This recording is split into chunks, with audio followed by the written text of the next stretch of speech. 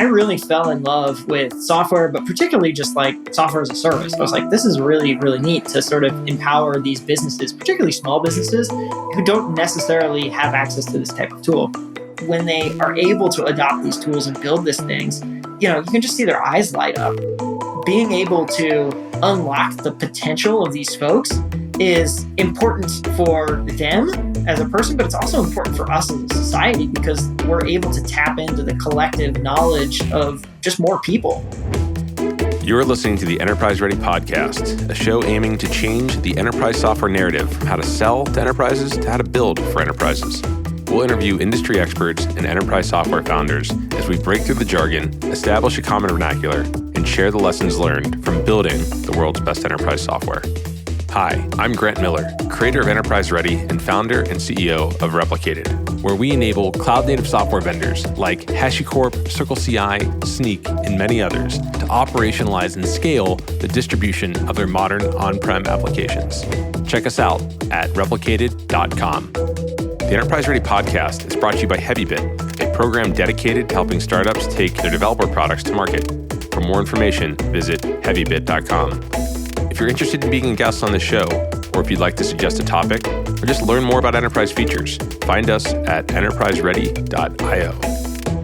In this episode of the EnterpriseReady podcast, Grant sits down with Wade Foster, co-founder and CEO at Zapier. They begin with a dive into Wade's background and the story of founding Zapier while living in Columbia, Missouri after attending Missouri University. This is where Wade recalls falling in love with the idea of software as a service, bootstrapping the beta version of Zapier with no initial investment. They continue with the growth of Zapier and the lessons learned when establishing pricing and packaging models for software, prioritizing frictionless sales and customer-centric onboarding experiences. Both founders of entirely remote companies, Grant and Wade go on to share their insights and tips on optimizing communication and productivity in remote organizations. They also discuss how to scale remote Camaraderie itself as a company grows, with Wade explaining how Zapier's action-oriented onboarding approach has helped them as a fully remote organization. Finally, the discussion turns to the category of low-code, no-code, and the accessibility it brings to everyday software users by empowering them to build full applications and mobile experiences with no engineering background at all. This episode is full of founders' journeys, insightful advice, and even some great tangential stories, too. Thanks to Wade for his time, and we really hope you enjoy. All right, Wade, thank you so much for joining. Yeah, thanks for having me, Grant. Cool. Let's dive right in. Tell us a bit about your background. How did you get to founding Zapier? Yeah, I think the thing that set me on the path to founding Zapier was probably the financial crisis in 2008. So I was junior in college at that time, and summer happened kind of, I think, springtime, something like that, and starting to go out, look for summer jobs, internships, things like that. Ain't nobody hiring. And it didn't matter how good of a student you were. It just was, difficult to sort of get a job. And that sort of was a little bit of a wake-up call for me to just go I've been kind of cruising up to that point in time, just kind of doing my thing, and started to ask well, what do I actually really want from, a career, what from life, and where do I want to spend my time? And that was kind of when I really started to fall in love with this internet thing. Sort of found AdSense and AdWords and all these people are making money on the internet, things like that. And I was that's kind of interesting. And you read the 4-Hour Workweek and you were I can sell t-shirts and stuff like that. Right. And I happened to find a little software company in Columbia, Missouri. It was 5 or 6 people, and they wanted an intern that summer to help with marketing. And, I was in school for industrial engineering and stuff, but I was hey, marketing has some math and stuff associated with it. Maybe that'd be fun. And, sort of talk my way into that gig. And it ended up being just a real eye opener in terms of what the industry looked like. We started using tools Campaign Monitor and Wufoo and Basecamp and QuickBooks. And to see that these companies were able to build software, host it on the internet, and anyone in the world could just sign up, pay them, never have to see the person, talk to the person or anything. And it's just oh, great, I can send an email now, or I can manage a project now, or I can do all this stuff. It just sort of was wow, this is really cool that you're able to do this sort of stuff. And I really fell in love with software, but particularly just like software as a service. I was like, this is really, really neat to sort of empower these businesses, particularly small businesses who don't necessarily have access to this type of tool. And, from there, I started learning like product development, trying to teach myself how to code and just sort of develop a lot of the basic skill sets that might help you start a business like that. What were you doing to teach yourself how to code? What were you using? I was just like Googling around, like Learn Python the Hard Way was like coming out around that time. There was like some Rails tutorial type stuff. So, just sort of like finding stuff on the internet, going through the tutorials, like trying to get used to, the syntax and language and understand like some of the core concepts.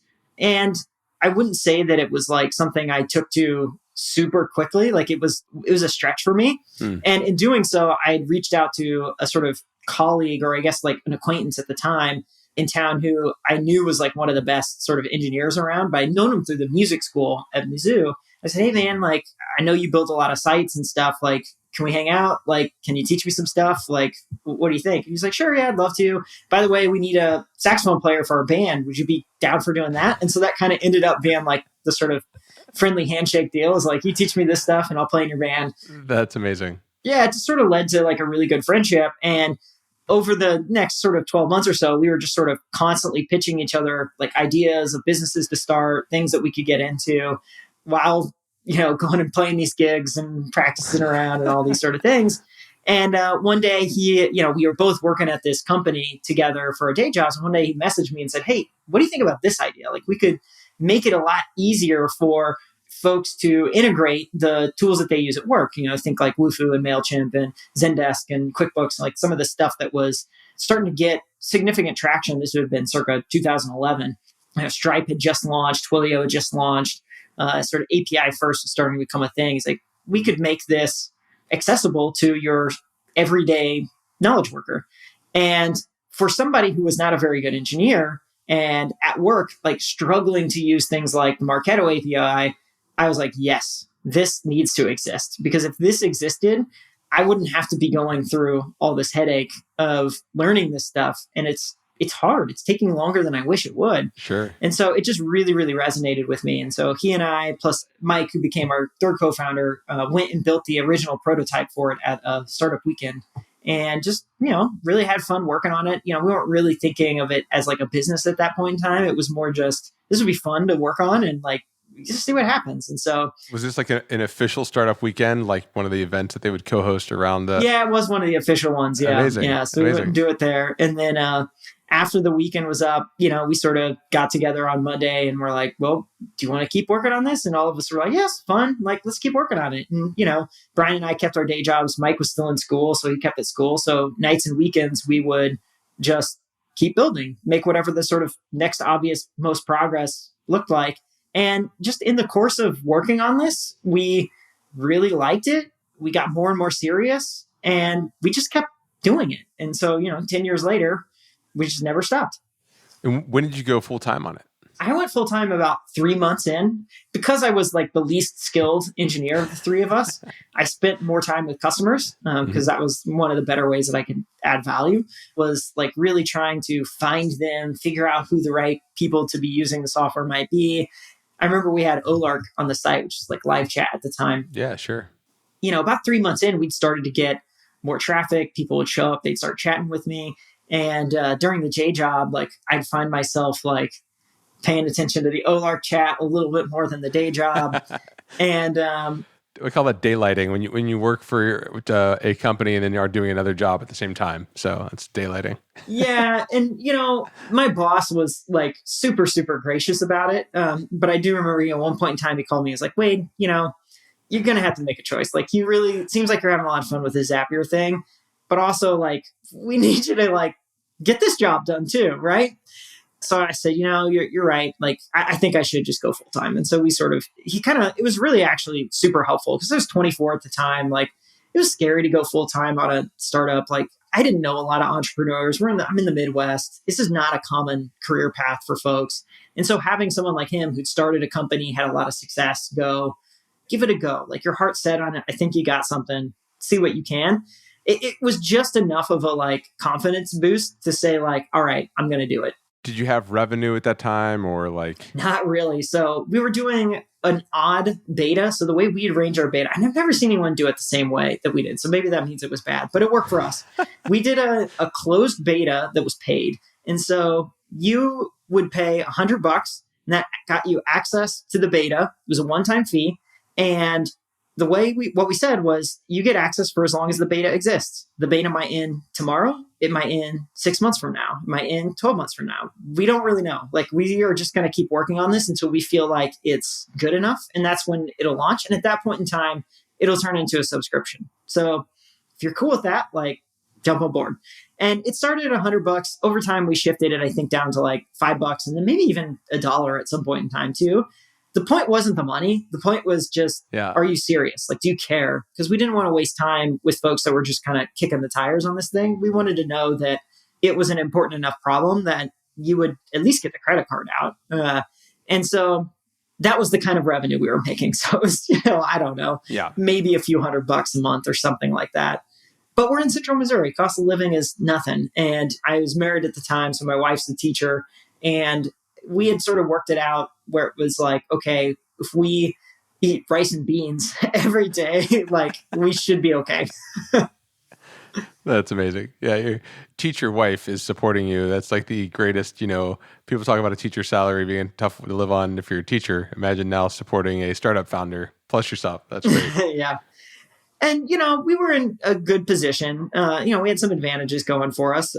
We'd sort of paid off the student loans and we didn't have much to begin with. And we were fresh out of college. So we hadn't had like a lot of, lifestyle inflation creep sort of sift in yet. So we were used, the rice and beans thing was just sort of like, like we can keep doing this for a little bit.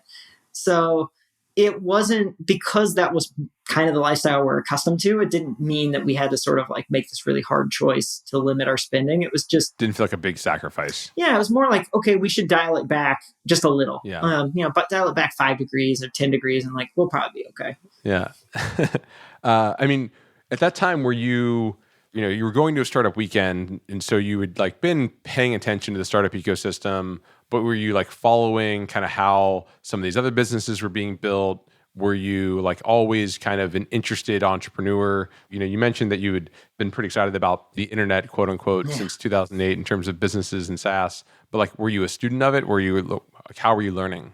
Yeah, I really had started to become it. That exposure, that internship I had was where I really started getting into it. I remember Steve Blank's book, 4 Steps to Epiphany. I read that. Lean Startup was released around then. So, really got into that and read like Basecamp's book, the Getting Real book. So I was just starting to soak up like a lot of the early stage startup type advice things on like, how do you get a product off the ground? How do you get to product market fit? How do you validate an idea?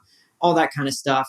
So I was certainly digesting a lot of that information, which was useful up to a point, then at a certain point, you kind of just got to try and do and feel and experience. And you start to realize like how much of that stuff is actually helpful versus how much of it is sort of like, great if it works for you, but it worked for them. Yeah, exactly. Yeah. But maybe not for you. So I do think that combo of, sort of ferocious reader mixed with ferocious doer is really powerful. But if you sort of have one or the other, like you're probably missing part of the equation. Yeah. Sort of survey the landscape of knowledge and then like try to apply as much of it as you can. And then, I still remember the moment when I founded my first company. Someone described it as like staring into the abyss, like chewing glass. Like I had like that pit in my stomach. Did you feel a similar sense of like impending doom and be like, oh, I don't really know what's on the other side of this when I quit my job and I don't have a salary? Or did you feel pretty comfortable? I think it was not like staring at the abyss. I think it was more just like, well, now what do I do? Especially as someone who mostly started Zapier like pretty close to right out of school. I've been out of school for like a year. School is you show up, you listen, you get a syllabus, you get some tasks, you do the task, you rinse, wash, and repeat that. And so I've been conditioned to do that for 16, 17 years. And so then when you start your own thing, there's no task list. There's no like, oh, this is how you get an A on this assignment. That doesn't really exist. And so I think that to me was more the like, it was both scary, but also freeing at the same time. It was like, okay, I just do something and maybe that works or maybe it doesn't. And that's definitely a lot of fun and exhilarating, but also pretty terrifying because you have no clue, like, especially early on, it's really hard to get signal. So you don't really know if you're actually spending time in the best way possible. And so you sort of started this side project, startup weekend, then you start to go full-time. Are you the only one full-time on it, or are any of your other co-founders full-time yet? Yeah, I was the first to full-time, and they followed suit a few months later. Yeah. And this is all like bootstrap. There's no investment. There's no Nope. This is just, we'll figure it out and try to make a little money along the way and charge folks. 100%. We did put a little bit of thinking to it. So I think each of us put, a few $1,000s in a bank account, and we said, okay, this is what we get. I think it added up to $10,000 total. So that was like our seed funding that each of us put in like a little portion of that. And that's what we operated out of. So we paid, our servers out of that. We paid for some software out of that, and then mostly tried not to spend the money. And you were, and I'm guessing at this time, probably built on AWS and some of the other kind of primitives that were existing? No, not at the time. I think the first service we used was actually Linode. Okay. Back in the day. Yeah. And then moved to AWS pretty soon after. I want to say, that happened maybe within a year.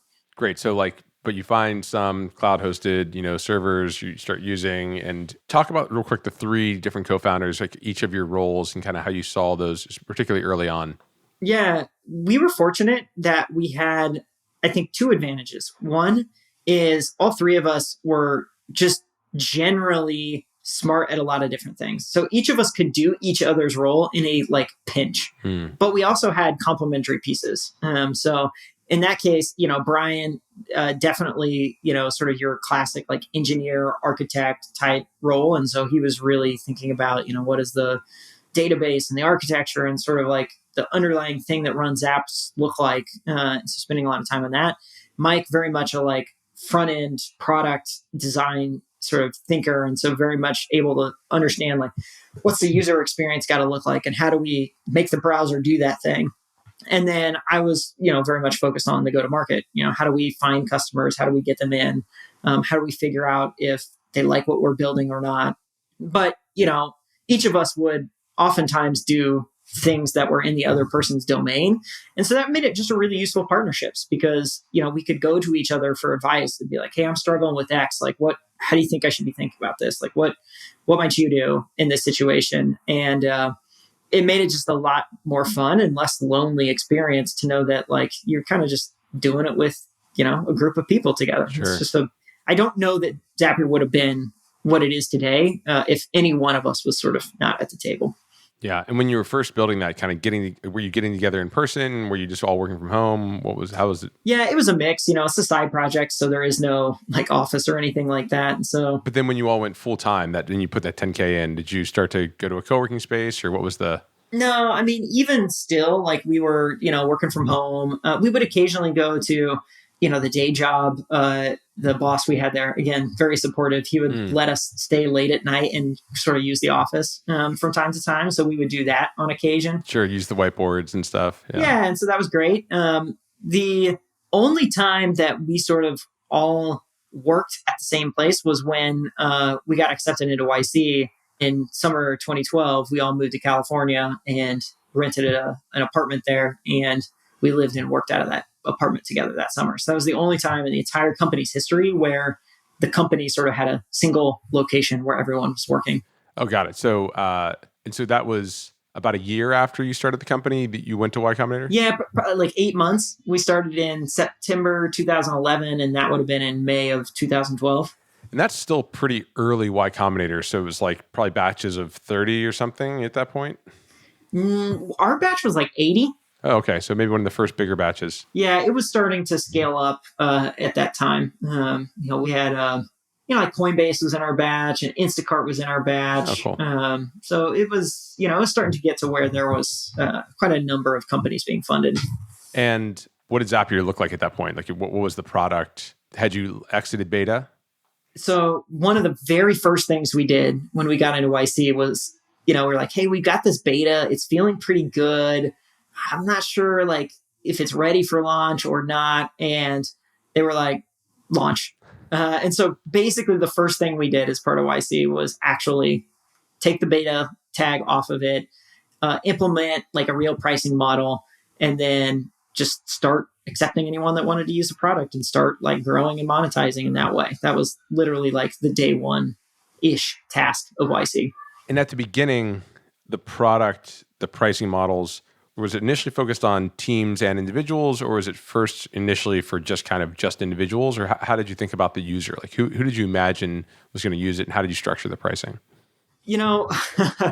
I don't know that we were very rigorous in this area, to be honest. I think we had this sense that, a lot of these small companies, these people that were using things like MailChimp and Basecamp and Wufoo and Zendesk and all these other tools needed something like this. So the lowest common denominator in terms of who the user was, well, the people that use that stuff need Zapier. Yeah. Because they need to integrate that stuff with the other stuff that they use. And so we just sort of didn't do any like broader understanding of like, what job types do they have? What use cases do they need? Like, are they in big companies or small companies? We didn't really have much of a hypothesis or even an understanding of what that looked like. And then in terms of pricing, we were even more naive.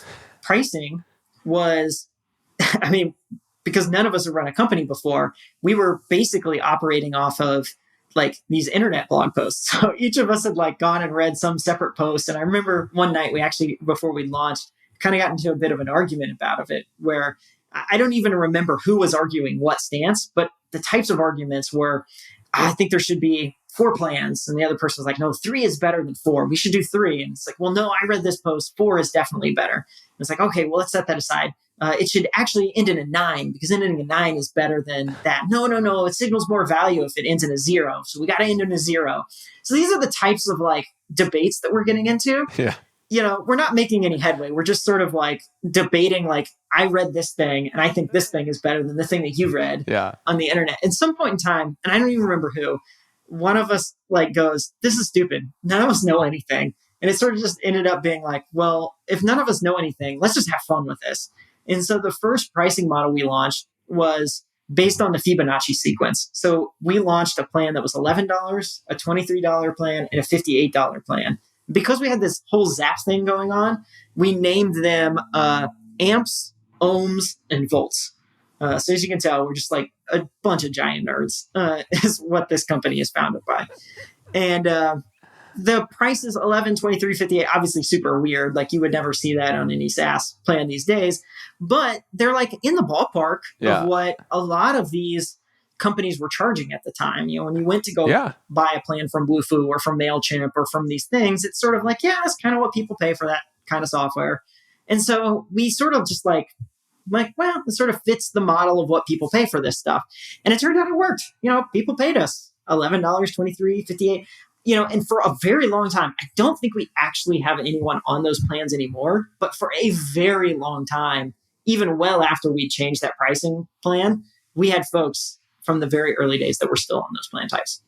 And were those designed around like a single user or multiple users? Like what was the sort of... There was no concept of a multi-user at the time. Okay. It was a single user thing. You sign up and use Zapier for yourself. And then like people probably shared a password if they needed somebody else. Shared passwords if they needed to. Yep. And you're thinking about this as like, to your point, the people that use these other products will need to use this. You're obviously thinking about individuals. You're not really thinking about companies. They might work at a company. They're going to expense this, but you're not really thinking about it like, oh, this is how they, operate their team and this is what they do. So what else did you learn at Y Combinator? Like, that was probably a pretty formative experience. And then sort of, what's the next progression in the company?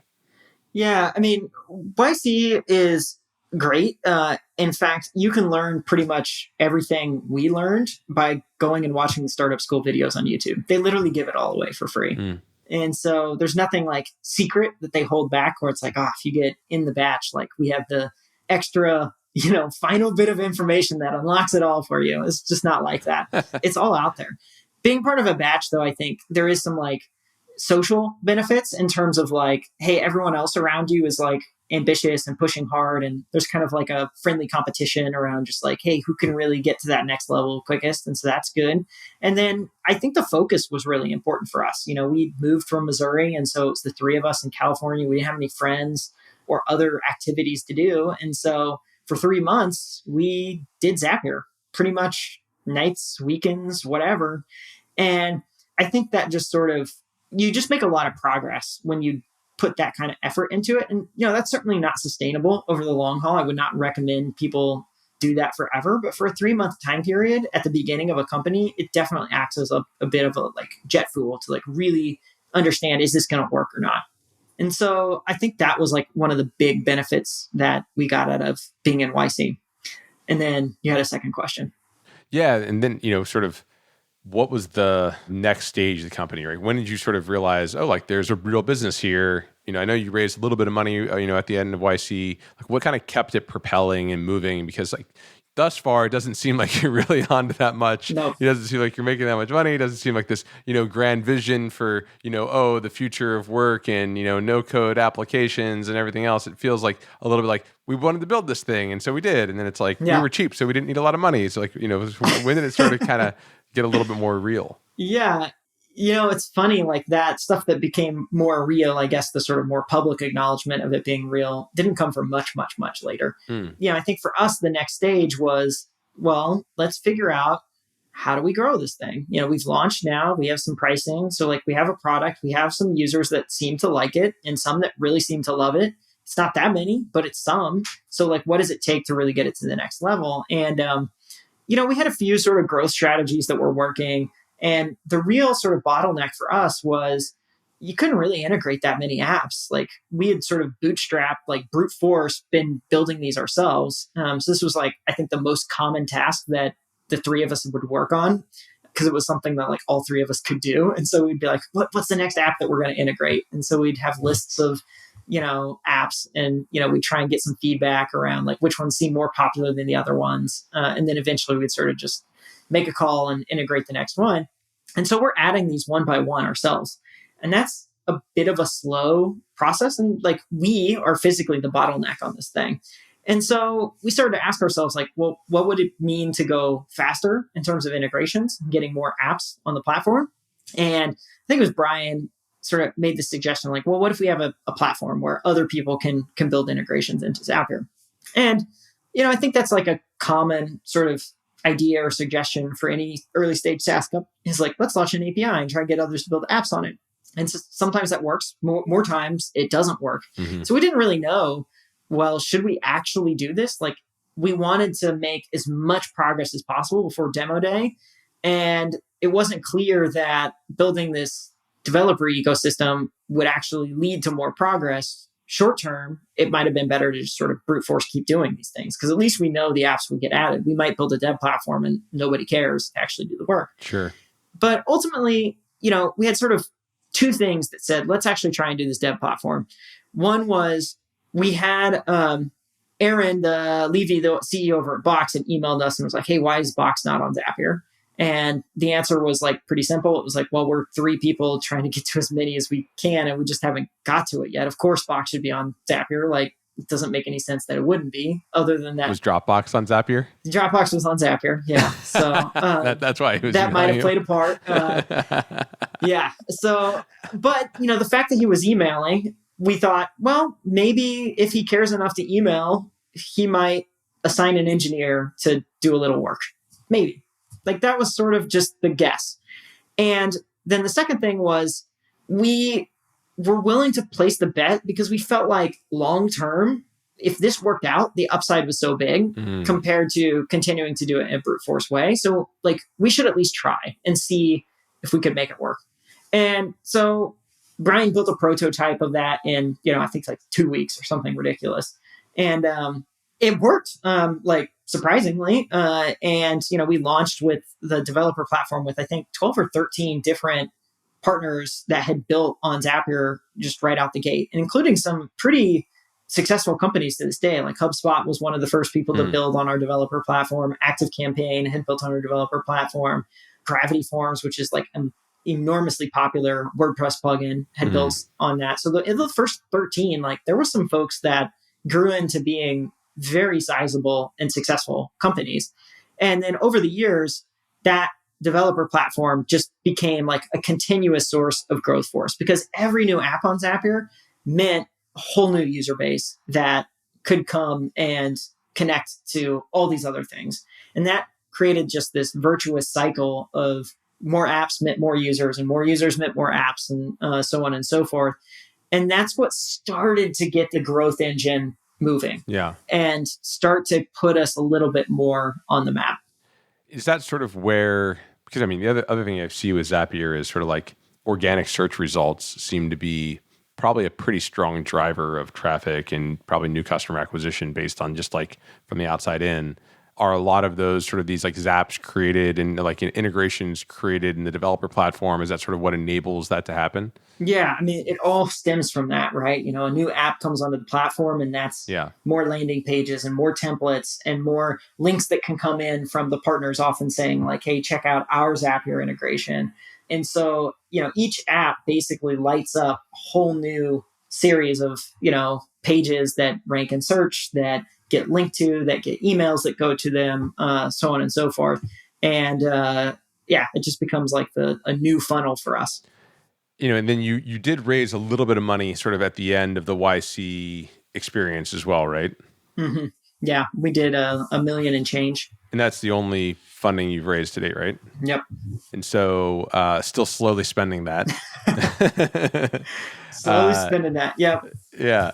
We treated that very much like the last money that we would ever get. We definitely did burn money in basically the year after that, but never much. I paid pretty close attention to the cash flow statement every single month and wanted to understand where money was going, where it was coming in. And I think and this is going to sound so quaint compared to how most companies operate, but I think the most we burnt in a single month was something like $20,000 at some point in time. But within a year, we had sort of gotten to like a profitable level. And we just liked growing that way better, I think. Yeah, I mean, and that's realistically in this kind of business a function of headcount, right? So it seems like, you probably waited a while to hire. Have you hired kind of, was it always US based, or was it sort of, how did you think about growing the team and growing capacity? Yeah, it definitely started US based. And then, I think around 10 or 12, we hired someone in the UK and then hired someone in Thailand and started to introduce some more geos outside the United States. Headcount, in the early days, one of the ways we sort of made sure to keep spending in check was we had this philosophy of don't hire till it hurts. And that was beneficial for a few reasons. One, it was beneficial because it made sure that spending didn't get out of control. It was also beneficial because, two, it makes sure that we really understand the jobs before we're actually hiring folks into it. And so for an early stage company, when we bring that person on board, we know they have a job to do. They're not going to just be sitting there like twiddling their thumbs, trying to figure things out and figure out how to be productive and helpful. Like we very much have a well-scoped and defined job for them. And three, it meant that in the founding team, we really understood how the business worked because we did every little piece of it. And so even to this day, that has immense advantages because there's just so many pieces of Zapier that we understand it because we built it, period. And that is very, very helpful for us. So, I mean, that philosophy, eventually it stopped working because we started growing so fast that like, if we waited that long, the pain was just always there and it was torture. But for the first, we probably had that philosophy around for 5 years. So for 5 years, we kind of operate in that capacity.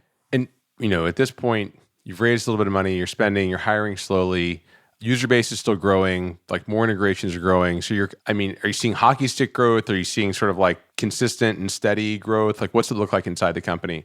Yeah, we've got very consistent like growth rates that were, pretty attractive. The first 3 years, like tripling, revenues. And then, as the base started to build up, started to be more like doubling. Yeah. And so, the revenue is growing sizably.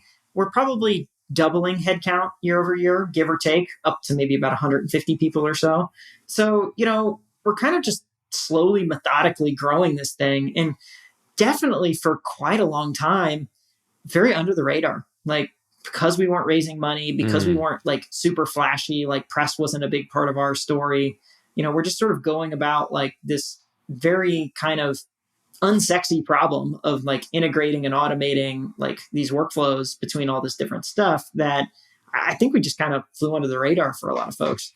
When did it really start to, I mean, now it's a pretty well-respected company. You've been running it for a while. I mean, obviously some of the things you've done around remote have been somewhat well-timed, or at least like prescient in terms of, being remote first and sort of seeing now that be such a trend. Mm-hmm. When do you feel like the world started to really pay attention?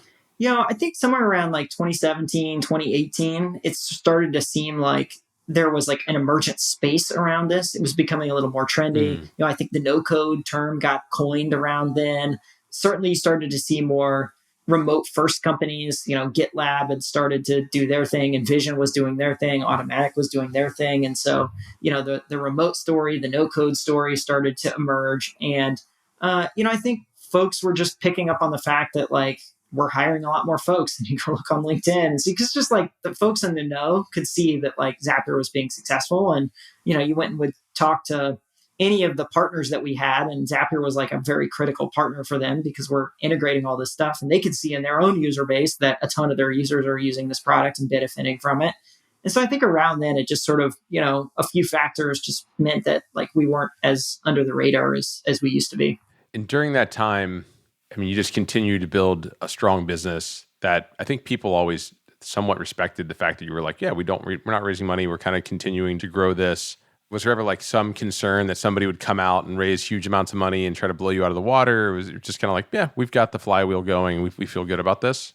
Yeah, we were pretty convinced that like we had the flywheel going strong enough, particularly on that developer platform, that network ecosystem, where it just was going to be really difficult for anyone who was trying to copy us to replicate our playbook straight away. And money wasn't likely going to be the thing that allowed them to be successful. They needed to have something other than money on their side, because we'd seen like a lot of people who had some money try and just not be able to replicate it. And then we'd seen bigger tech companies build like Zapier-esque things and not really have the same success that we'd had. And so it just sort of seemed like money wasn't the like limiting factor in this equation for us. There was other things that we really needed to focus on and make sure that we continued to do a really good job or just get better at. And that was what was the more key thing.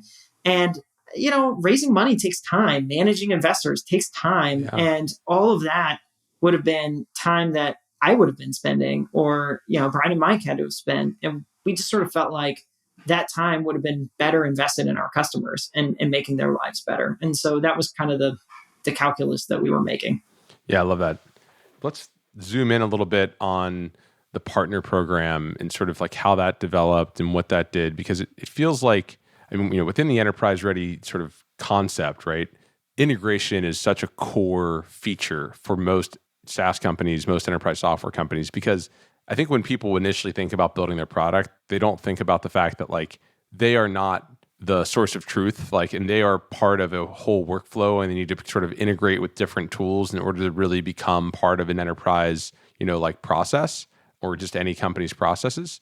And so this partner program that you launched, like, when did that start? How's it worked? It seems like it's sort of coupled on top of the developer program. Like, can you kind of describe it and what it does? Yeah. The first incarnation of it was when we launched the developer platform in 2012. And, it was basically taking these folks who were building on Zapier and then just figuring out like, how can we go to market together better?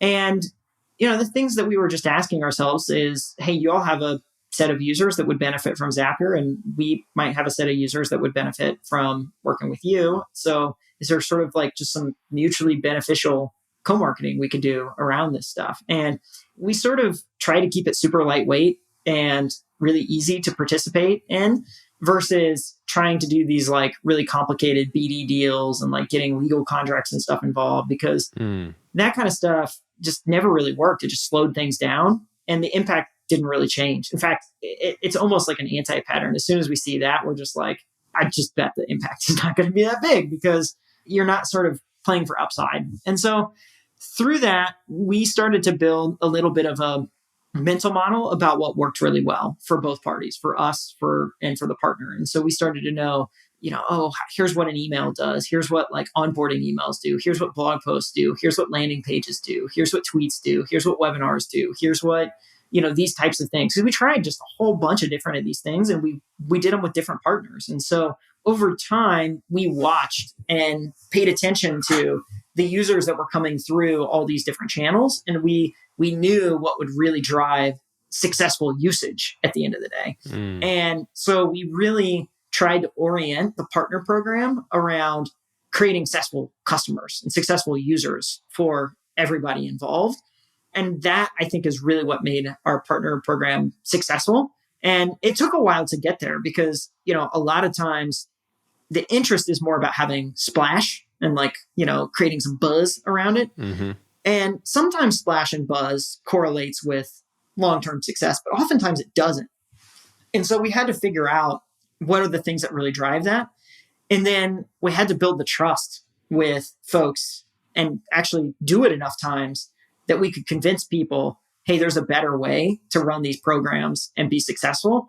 And, today what that looks like is when you launch with us, we have a whole playbook around this. And we're like, hey, if you really want to have a kick butt launch with Zapier, here's the list of stuff that you should do. And here's the list of stuff we should do. And this is what's going to make sure that this is a really fruitful thing.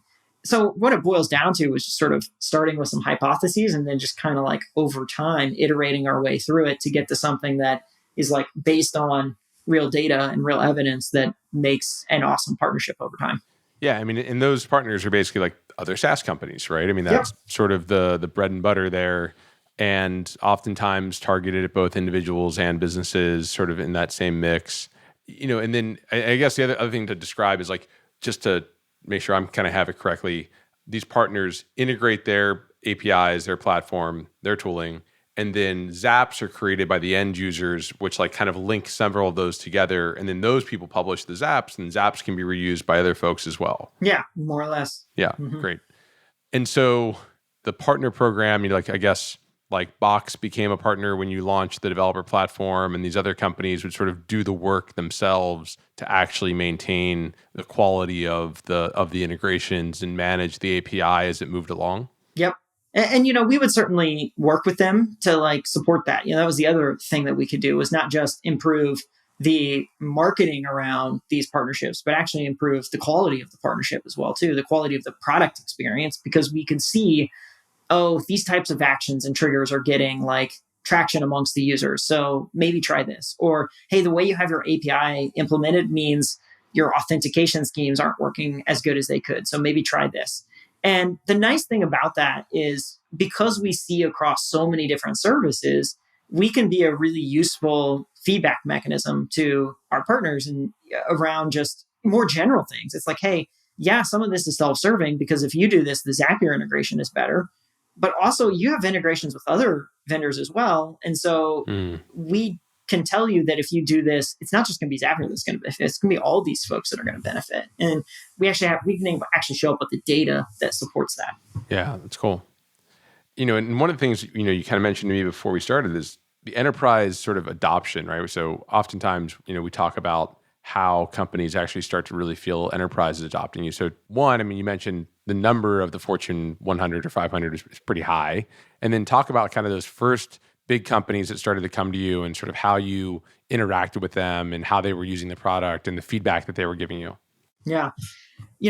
Zapier very much started in this sort of bottoms up, marketing driven sales motion. And, that still very much is our bread and butter today. And so it would be these individuals inside of these organizations, big and small, mostly small, but to your point, 70% of the Fortune 500 is using Zapier today in some capacity.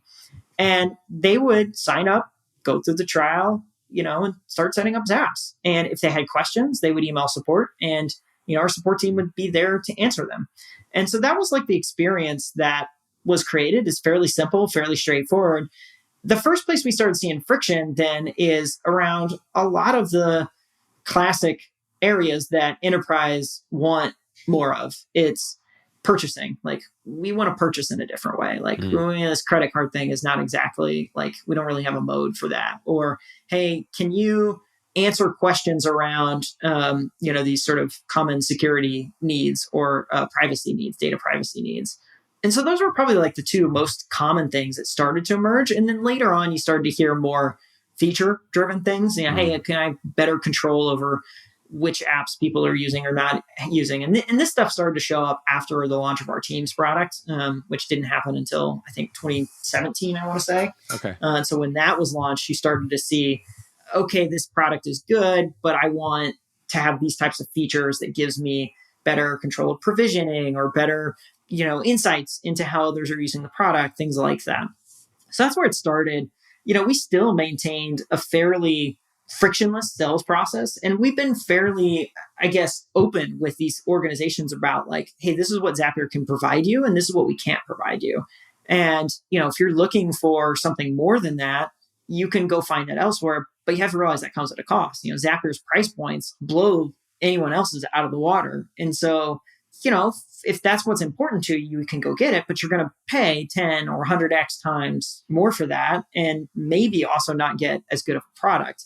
And as a result, 9 times out of 10, folks are like, yeah, I'm just use Zapier. Like it's better. And so I'm just going to keep doing it.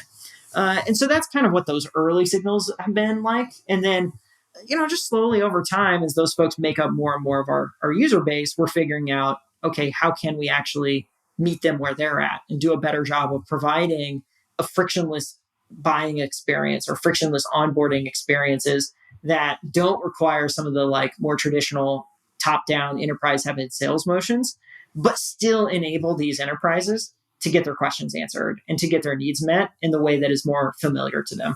Yeah, it's really interesting. So it sounds like, number one, I think there's a very big opportunity in that in terms of taking this deeper and deeper into enterprise accounts and helping them realize, they're doing this in all sorts of different ways today. And sometimes systems just aren't integrated and things are just very manual. So the idea that you can really automate a lot of those processes and you have so much experience in doing this for years, I think is clear. And then the Teams product, was that the first time where it was like you didn't have to share a username and password, but you could actually have a couple different people sort of managing like Zaps together and sort of, managing the different API tokens or integrations? Yep, that was the first sort of multiplayer experience that we had. Did that just come from customers being like, hey, we need this. This is a core part of the feature set we need to have? Yeah, it very much was a sort of customer-driven, product expansion where it was like, yep, we can deliver on this promise to folks. And now it looks like even your base plan that's free sort of has a up to 2 users. So like every plan has, a tiny team, at least a team of 2. Yeah. And we started to see that be more common. But, when you look at the lower plans, it's not uncommon for it to be like an entrepreneur who has an assistant that is helping them with some of this stuff. And so, a lot of that, when you look at how the user plans are designed today, it's just figuring out like what are the right pricing and packaging modes and the right mix of features that sort of meet them where they're at price points that are good value for them. Yeah. It's funny. The value concept is like, you even acknowledge like, you're going to pay 100 times more for this if you're looking for, X, Y, and Z different, responses or hand holding. And so you're like, we really focus on providing as much value, even though we acknowledge that we might not be able to give you, every single thing you're looking for. It's like that ability to say no sometimes probably a really important, part of the business strategy, as well as like just one of the constraints you put on yourself where you're like, look, this is the kind of business we want to run. Yeah. And, I think this is one of those things we learned from Atlassian is in doing so, I think you build trust with your customers, because what happens is you say, this is what the product offering looks like. We are going to give you our best value product, and you can trust that this is the best deal. Nobody else in our product base has sort of negotiated some secret, handshake deal behind the scenes. If you would have engaged us in a different way, you wouldn't have gotten a better deal. We poured all of our effort into making sure that the list price is the best deal for you. And also, this is reflected in sort of the end-to-end experience. So when you go look at things like our terms of service, we're not taking an approach of, hey, let's start with the most company-friendly terms of service. And, as a customer, if you want to, have different terms of service, like, well, great, you can come in and negotiate with us and negotiate it down to, something that's a little more friendly to you, but you're going to pay an arm and a leg for it. And then plus we're going to have to deal with this lengthy sales process, and there's going to be all this back and forth. And then finally, we're going to get started with the software. Instead, what we say is, you know what? We're going to set our terms of service in a way that is sort of fair to both of us. We're going to have a lot of mutual statements, and we're going to make sure you're protected and we're protected. And, we'll take on a little bit more risk in certain areas if it means that you can just look at those things and go, you know what, that's fair. I appreciate that. And so that approach to selling just drives speed through the entire process and gets rid of all this stuff that really prevents folks from doing the thing that they've already decided they wanted to do. And that's how you see, when you think about how most software is bought these days, even in modern enterprises, before the customer knocks on your door, they're already like 90% of the way there. Mm-hmm. Like they already know. They've already checked with colleagues to know, oh, this is the product we could use. They've already signed up for their free plan. They've already tried it. They've already sort of built out these little proof of concepts. So they know they want to use you. All this other stuff just gets in the way. And so if you can just be there to be more consultative, to be more assistive, to really make sure that experience is great, you drive speed through the process and you get happier customers at the other side. At least that's been our experience. No, that makes sense. It is definitely a somewhat, clearly counter to the top-down enterprise sales motion that, a lot of folks are very familiar with. Oh, 100%. Mm-hmm. I still see like clear opportunity to sort of work even more closely with those large enterprises, just because like the opportunity for them to really leverage something like Zapier across their organization is probably so mammoth that it's worth, millions or tens of millions of dollars. I mean, these, like the way that, Salesforce is able to charge these huge licenses to companies, it's because the value, to your point, is orders of magnitude more, and they know this is the best route for them to go. And there's probably a similar path there. And you kind of mentioned Atlassian. And one thing that you see, if you look at Atlassian's journey, it was one of like kind of continuously increasing price as they increase value to larger and larger companies, right? And still like providing very similar value to the rest of the customers, but like finding that enterprise motion, I think really allowed them to open up, a massive business as a publicly traded company. Yeah. 100%. And, I think one of the things they did well is they earned that over time. They didn't come in and say, okay, well, we're just raising prices on you, right? But we don't have anything else to show for it. They earned that. They put the effort in to make sure to expand their product offerings, to deepen the services they provide in such a way that as a user, you could go, okay, that's a good exchange of value. Like, I'm still with you. Yeah. Well, I guess kind of going back to company building really quickly, like when did you start to bring in other executives and other people to kind of help you run the business, right? Because this is 3 co-founders, who are kind of don't have a ton of experience building software companies. You've kind of worked at a couple, but when did you start to bring in some of these execs who had been there before and kind of help you take some of those next steps? Yeah. I think we were actually probably a little late on this. I think this is one of those areas where we would have probably been useful for us to bring in folks a little earlier. We brought our first sort of, I guess, true exec in 2016. Our CFO joined at that point in time. And, she took over finance and the people org, and really just a lot of administrative stuff that takes to run a company. And that was like a huge, huge lever point for me, because I was doing a lot of that work with, some contractors and part-time folks, which, was going okay, but I was quickly finding myself spending way, way, way more time on doing that. So 2016 was the first one. And then, I think the first real wave of executives came even later in 2018, when we sort of brought in someone to run support, someone to run marketing, and someone to run engineering. And that was one of those things that, like, I think in hindsight, because we sort of had the success that we'd had running it on our own, and we'd figured it out on our own, we were sort of like, yeah, you know what, these like folks are going to be expensive to hire. Are they really going to like roll their sleeves up and work? Or are they just going to want to sort of lean back and, boss people around?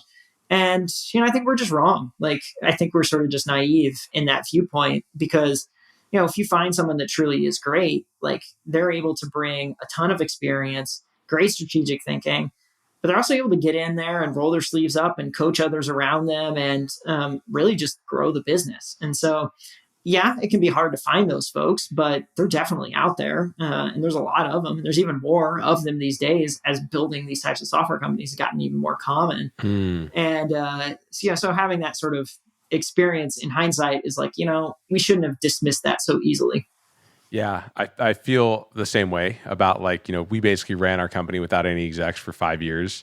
And when we finally brought in, a couple of great execs, the thing that did for me is just it took the pressure off having to think about and manage every part of the business and sort of create work for every part of the business. Whereas when you have great execs, it just allowed me to breathe deeper and kind of step back and be like, I can trust that this person will solve that problem and I don't have to lay in bed thinking about it every night. And I think that was the biggest value that obviously, it's great to have partners and folks in, but that personal relief was so valuable for me.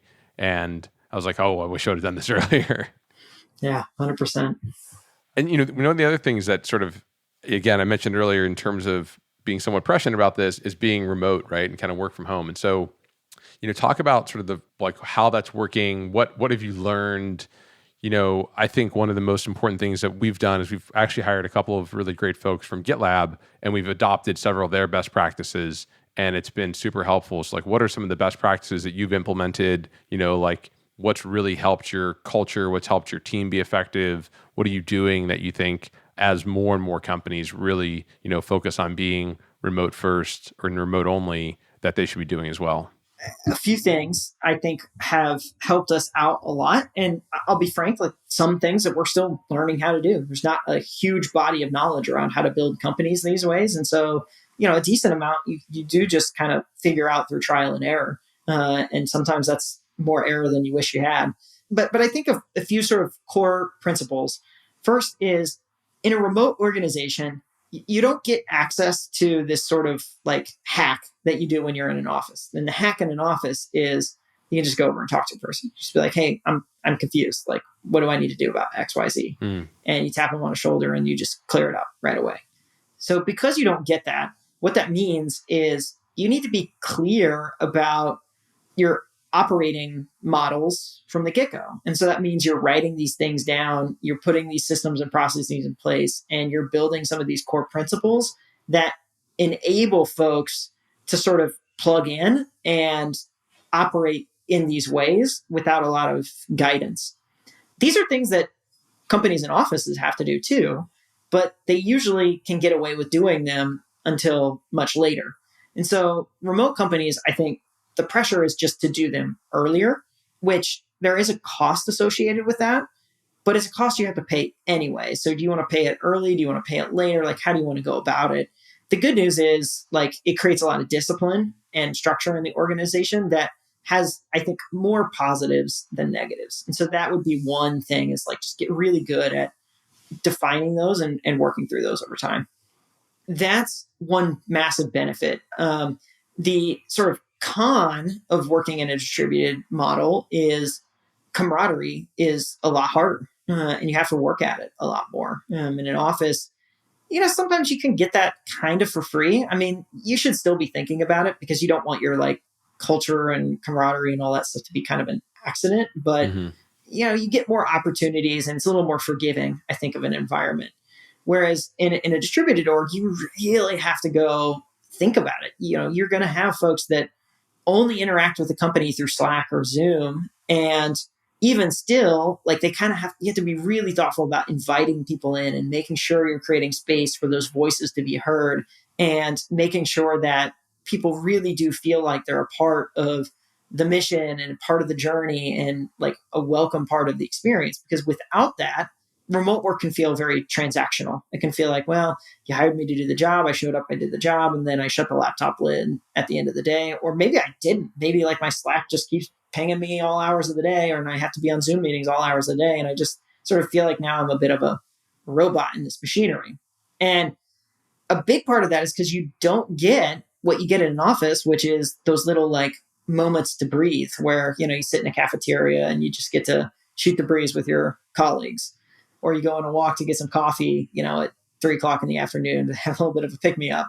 Those little moments are just not designed in remote by default. And so remote companies also have to be really thoughtful about how they instrument their culture and implement camaraderie into the organization such that the folks you're bringing in feel like they're a part of that journey. And so the key places to pay attention to are your onboarding experiences, just making sure that that's baked in from the get-go. Mm-hmm. And then what are the rituals that you have as part of a company? Like, how do you do this? What do you do daily? What do you do weekly? What do you do monthly that includes folks? And it has to go above and beyond the operations of the company. It can't just be like, did you hit your numbers this week? Did you do X, Y, Z? It has to be more about the human stuff. Like, how's your family? Like, what do you do this weekend? What are your interests? And like really connecting with a person sort of outside the confines of work. And that, I think, is something that is harder in a remote organization. You just have to design it better and you have to think about it a lot. And I mean, right now, how many employees at Zapier? We're at about 500. Wow. Okay. So, how are you doing? Like, what are your rituals that scale? What's driving camaraderie at that kind of scale? Yeah. We're missing one big one right now, which is actually a in-person event. So Sure. We've had these in-person events, usually twice a year and then some smaller ones throughout the year. And those are definitely historically big sort of like keystone moments for us to build camaraderie and build those connections. And they're kind of just like a jet fuel for getting people to sort of feel what it means to be inside of Zapier. And I wish I could give a more concrete word to it, but feel is really the sort of best way I can describe it. Sure. But beyond that, I think there's a few things. One is that onboarding process. So that happens every 2 weeks. We have a cohort of folks that start and they start together. And what that does is it actually creates a group that goes through the same experience right away. And so they have that small community on day one. And those bonds remain through their journey inside of Zapier. You see folks who still continue to connect with those folks they onboarded with, even if they're on totally different teams inside the organization, many, many years after the fact. And that's just because that first entry point is such a shared moment for them that they're able to like start there. And so I think that's one key ritual that we've had that's really important. I love that. That's great. Yeah. Is that like a multi-day onboarding, a single day, just a morning? The first week is like mostly the company, the L&D team owns the onboarding experience. And so, if you're a leader and you're sort of like, hey, when do I get, when does that engineer start on my team? Or when does the, marketer start on my team? It's not on the first week generally. It's like, hey, look, you can have an intro call and you can, you have some time for a few things. But by and large, they're not actually starting their sort of core job really until the second week. And even in the second week, it's more like half and half. And that third week is really where it's sort of all into the core thing you're hired for. Oh, interesting. And are you onboarding people into their role at all during that first week? Or is it like more, that's like total general onboarding? Yeah, mostly company specific onboarding. And this is something that we sort of shifted over time. I think in the very early days of Zapier, it was very much like, hey, we want you to ship code on the first day. Like, we want you to deliver value to customers on the first day, which honestly, I think is great. Like, that's a really sort of action-oriented mindset. It sort of sets the standard that this is a place that gets work done. Yeah. And so I think it's really powerful. We've come to find that the opposite is better for us though, which is that really having the broader context of what's the mission, what's the strategy, how do you interact with people, what's the etiquette in Slack, what's the etiquette in Zoom, being able to just sort of clarify and set expectations around all those things means that when they actually get into their job, they're usually way more effective versus if we didn't do that, the experience had just a lot more variance. There would be obviously people who would kill it without that kind of stuff, but there would be a lot more folks who just sort of got left behind. And as a result, we've had more success in onboarding folks as part of cohorts. And have you talked much about this publicly in terms of some blog posts or other interviews where some of your insight around how to onboard is available? I think it's in a remote book. I think there's a chapter on it. So if you go to zapier.com/learn/remote-work, I think you can check it out. And I'm pretty sure one or two of our people have done some podcasts on how they went about designing it and, some of the lessons learned in the evolution of our onboarding process. Yeah. I mean, it's super relevant for us personally, right where we are right now. We're just, in the last year, we probably added 40 or 50 people, and so we're looking to, double the company again to get to, 180, 160 in the next 9 months to a year. So it's super relevant. We've been thinking about it. So it's a really interesting insight in terms of batching folks together to create camaraderie, to focus on the company onboarding before you really get into, because today we're like kind of make a fix in production or do something interesting, right? Like it's about action. And so it'd be really interesting to see like what an agenda would look like for that. So, that you can onboard employees successfully and give them the context they need to then know what they're doing and who they're doing it with. So Totally. It's cool. So yeah, that was kind of like ritual number one. Yeah. The other rituals that I think have worked well for us. This one I think is scaled okay, really good in the early days. And, I'm not sure how consistent we've been as of late, but it certainly was pretty valuable. And I think it could continue scaling if we put a little more work into it. We had this concept of Friday updates, which is every week at the end of the week, you just publish to the company like, hey, here's kind of the top thing I was working on this week, and here's what I got done, and here's what's up next for next week. But the piece that was really important from a culture building perspective is the third part, which was unplugged. And it's, hey, here's what I'm doing outside of work. And, oftentimes people would like post pictures of their family or their friends or like out doing something fun. And, the comment section would always have people like engaging and talking about those types of things, and became just, good ways to sort of do get to know you stuff. So that was one.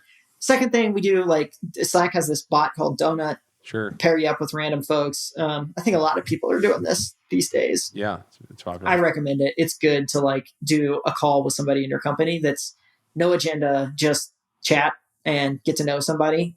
Really useful for forming bonds across the org. And in fact, I even think Donut does this cool algorithmic thing where they try and like figure out the distance between people, and they try and map you up with folks who are technically like more distant in the org chart somehow. Oh, interesting. And I think they're doing some like Slack data analysis to sort of figure that out. So I think it gets better and better over time as the more your org does it. So that's a good one.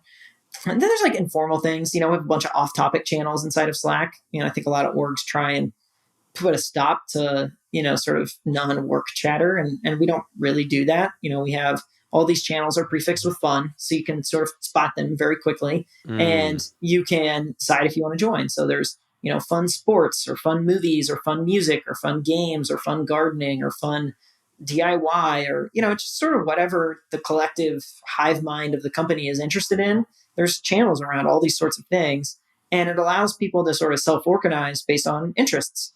And, most of these channels are like pretty quiet. People don't go just hang out in these channels all day long and not do work, but they end up being like just nice little spots to discuss things. So, for me, like I am kind of like a, Marvel Cinematic Universe fan and like all the movies and TV shows. And so there's a channel that's around that. And so, when Loki's airing and like the latest episode's out, I'm like, jump in there and say like, I love this thing. That was great. It's, it's fun. And it's just a good way to like get to know people who share interests with you inside the company. And then you find yourself working with them on a project and like, I kind of know this person already. And like, this is another human. And I think these like little rituals and habits that just humanize each other are really, really important in remote work. Yeah, no, that's a great point. And even that, like, we have these off-topic channels as well. And it's like, I think the idea of just prefixing them with fun is such a good idea, because like that way you can find them. It makes them discoverable. It makes it like, it's a really great idea. I love that. Yeah. I mean, naming conventions for Slack channels is like one of my top Slack tips, is especially as you get bigger, is just come up with like some prefixes that help people do some wayfinding inside of Slack. Cause you're going to have so many channels and new folks are going to go, where do I go for what? And so having some of these just simple things. What are your other naming conventions? What else do you have? So we've got city is another one. So that's like location. So if you're in the same city as somebody, which is nice, because if you want to like do a little lunch or coffee or something like that, those are great. Obviously, they've been underused in the last year or so, but they're starting to get used more and more with the vaccines rollout going well. There's a bunch of feeds, so FEED, and these are mostly bots posting information and alerts. So you might have like, feed sign up tracker, which is like, hey, what's the daily signups look like? Or feed, customer issues, which is like, hey, a feed of something coming in from our ticketing system, or feed like uptime alerts, which is like, funneling those stuff in. So, these are a lot of just like, mostly humans are not like talking in those channels, but they're just Sure. paying attention to them. So you can just see like information coming in. So those are really useful. We've got teams, like team prefix is pretty useful. And so those tend to be like the home base of a particular team where they'll chat about stuff. We have WG, which stands for working group. And these are usually sort of moment in times where like a sort of ragtag group of folks will come together and solve a particular problem and then, disband at the end of it. So that's not too uncommon. Yeah, I mean, those are the sort of main ones that come to mind. Yeah, that's super helpful. It's probably a thing we should, like have our people team look into is like how to actually best organize and structure Slack, because we all do spend so much time in there. So that's a great idea. Yeah. And then the other thing that I was listening to a podcast and I heard you guys talk about was async. Oh, yeah. So is that still something you use a lot, or what? Yeah, so async is where all the Friday updates get logged in. Okay. But it acts as like, probably the best way to describe it is public email, but it's on a website instead of actually an email. So, if I'm making an announcement to the company, I'll write it up in async and post it there, and then people can comment on it. There's a transcript log. And it has some like Reddit-like type features where there's a master homepage where this is sort of like across the whole company. These are the sort of top, most interacted with things that are getting published in a given week. But then there's also a personal homepage, which is more relevant to your specific interests. So, I have a link I can go to, and it, tends to be, my direct reports. So it'll be like the exec team that I see all their publications, and then maybe some other things that I tend to interact with more. And so it does some smart things to like try and surface information that's in my sphere. There's also an inbox, which, when you write these posts, you can, like an email, you can put a to and say like, hey, I wrote this with you in mind. And so the inbox will surface things that people are like, hey, I specifically would like you to read this because I think it's for you in mind. So you have these different views on it that allow you to just kind of get a better perspective of what's going on across the company. It tends to be a little more longer form, just more information dense, whereas Slack is a lot more like reaction type stuff. Async is the sort of more thoughtful, like pieces of work that go into it. And so that's kind of how that works for us. So yeah, big company announcements like launches. We have like a logs channel, which is like change logs, results logs, bet logs, research logs. And it's just sort of people logging like summaries of work that have happened. Metrics reviews go on there. So like big, like, hey, this is what happened in our team or in this part of the business over the last month. It ends up being like a pretty high signal, low noise environment compared to Slack, which can have a ton of noise and you have to sift for the good stuff.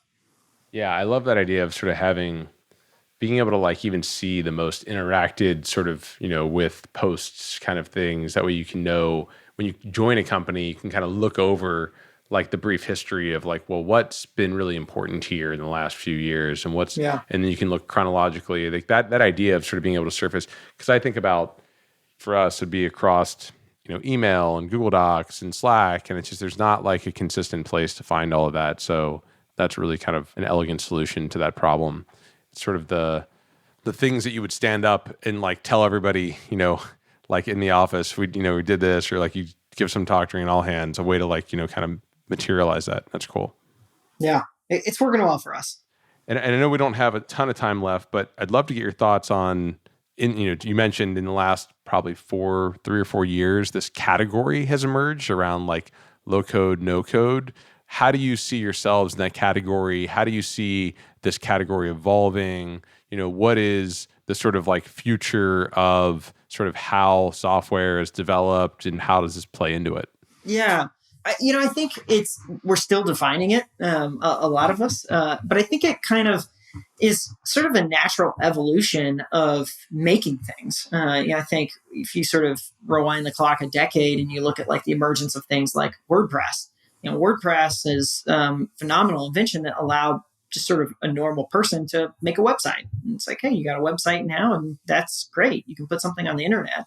Now, like no code, you can go even further than just a website. You can be saying, hey, I'm building full-on applications. I'm building mobile experiences, internal tools, or really core workflows, or things that feel like they have logic associated with them are now capable of being built by normal people too. It's not this power that only an engineer has.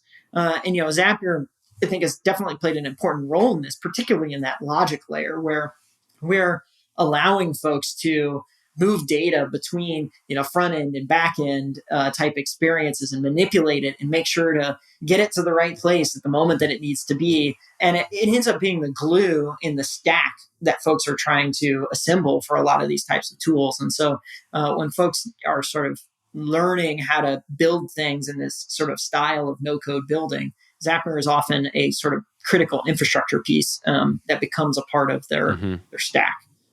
It's been fun to watch this ecosystem sort of blossom and emerge. I think it's just such an important thing because you've seen so many stories of folks who've had an idea or, have a problem that they want to solve, and they've always just not had quite the skill set to really unlock it. And so when they are able to adopt these tools and build these things, you can just see their eyes light up and you can see how important it is to them. And then you can also see the impact that they're having in the types of businesses that they're building, the types of experiences that they're building. And you just realize being able to unlock the potential of these folks is important for them as a person, but it's also important for us as a society because we're able to tap into the collective knowledge of just more people. And so I suspect this space will continue to be a really important space for things to get built because it just means that we're able to get more out of more people. Yeah.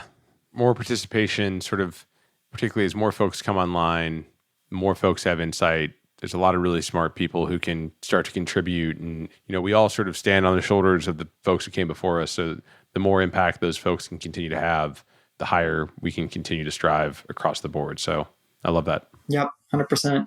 Cool. Wade, thank you so much for joining. This was amazing. I really appreciate you allowing me to pepper you with questions about random topics and other things that I'm interested in. So I really appreciate your time.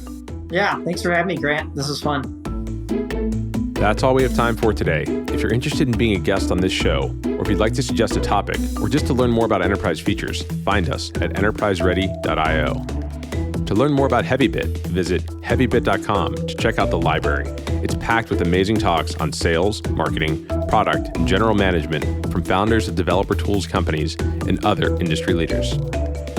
This podcast is also brought to you by my company, Replicated, where we enable cloud-native software vendors like HashiCorp, CircleCI, Sneak, and many others to operationalize and scale the distribution of their modern on-prem applications to their largest enterprise customers. Check us out at replicated.com.